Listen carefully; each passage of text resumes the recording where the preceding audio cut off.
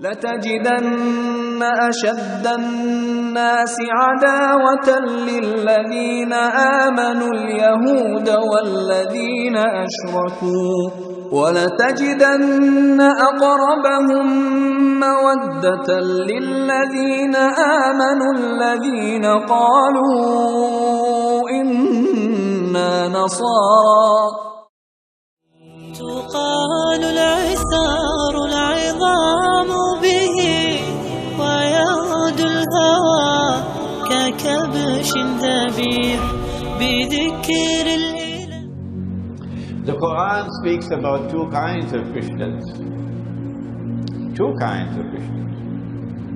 Who are those who in akhir zaman will be the closest in love and affection to you Muslims? Allah speaks in Surah Al-Ma'idah, which is the 5th surah of the Quran, and He says, and you will most certainly find in time to come, that you will most certainly find at that time when the Quran was revealed and in the future, that there will be a Christian people in time to come who will be closest in love and affection for you, Muslims. Why? This is because they still have amongst them the integrity of the institution of priesthood and monasticism. The monastery, the monk, the monastic way of life. And because they are not an arrogant people. They are not an arrogant people. Who are they? Is it the Roman Catholic Church? Or the Protestant Church? Which Christians is Allah speaking about? Allah gives us guidance by which to identify the Christians who will be closest in love and affection to us.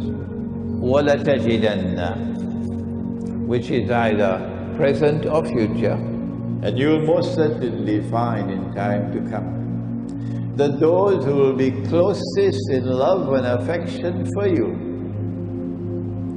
would be a people who proclaim, we are Christians. Oh, but wait a minute. They don't proclaim themselves Christians in the United States, Britain and France. No. Religion is a private affair. We will be secularized. We proclaim ourselves French and British and American. And religion is for Sunday morning. That couldn't be British and American and French Christians because they hide their religious identity. But these are a different kind of Christian people. قَالُوا إِنَّا نَصَارَى. They proclaim themselves, their identity. We are Christians. It has to be a different kind of Christian who proclaims my identity. I am Christian.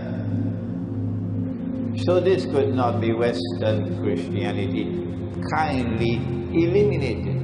ذَلِكَ بِأَنَّ مِنْهُمْ كِسِّسِينَ وَرُهْبَانًا. There will be another way you can recognize these Christians. What is it? And that is because they still have the institution of monasticism. Or eliminate Western Christianity. In Britain and in France and in the United States and Canada, the monastery is now McDonald's hamburgers, or Kentucky Fried, or Pizza Hut. There are no more monasteries. So Allah is telling you as plain as a billboard on the road to the airport. These are the Christians who in akhir zaman will be closest in love and affection for you. But there are, both in the Quran and in the Hadith, indications that we will conquer Constantinople on the basis of an alliance with Orthodox Christians. It will be a Muslim Christian army that will conquer Constantinople. The Hadith then ends that after the conquest of Constantinople, only then will Dajjal make his appearance in human form. Putin outlined his anti-Zionist stand last week when he assembled both Orthodox Christian and moderate Islamic clergy for a clear and certain news release that he will not countenance any foreign military intervention in Syria. At a meeting with religious leaders, Russian Prime Minister Vladimir Putin spoke against any foreign interference with Syria. We certainly condemn all violence wherever it comes from. You should let people determine their destiny themselves. Now, with 3 Russian warships recently docked in Syria's port of Tartus, Putin's actions speak louder than his words. A new balance of power is emerging with Putin at the fulcrum of international swaps and trades. You can divide the world now into 2 camps, Zionist and anti-Zionist, liars and truth-tellers, warmongers and peacemakers. Putin isn't stupid. He knows who's at the center of world unrest, Israel and its global bully, America. We don't operate in any way the way the Russians do. Right. Russia fights terrorists, America arms them. And why does Tapper tout the Jewish lie that Putin's reign is murderous? Putin is hated by Jewry for reviving symphony of church and state in Russia where Jews have no power, and for expanding Russia's influence that reaches all the way to Israel, with military bases up against their border. Too close for comfort, especially with Putin demanding that international law be enforced against Israel's theft of Palestinian property. Bottom line, while the Zionists plan for a greater Israel, extending from Tel Aviv to Tehran, from the Nile to the Euphrates, by fragmenting Israel's bordering nations into competing militias and warlords, Vladimir Putin remains firm and uncompromising. That world order is now under more strain than it's ever been. I think it's under the biggest attack since World War II, sir, and that's from Russia. Oh, we're under attack by Russia? You mean the DNC hack job that no one can prove? Here's my question to Mr. Mattis. Why the Russia-phobia? Is it because Russia got the job done where America flopped? ISIS is on the run in Syria. Obama is out, Assad is still in. In any safe zones, Mattis' attempts in Syria will be met by a big Russian bear that flies bombers over safe zones. But ultimately the struggle is spiritual, of which Mattis is no student. Russia with a resurgent Orthodox Church which Jewry fears, and its corresponding ethical platform is the only real threat to Jewmerica, just as it was 100 years ago. Deja vu?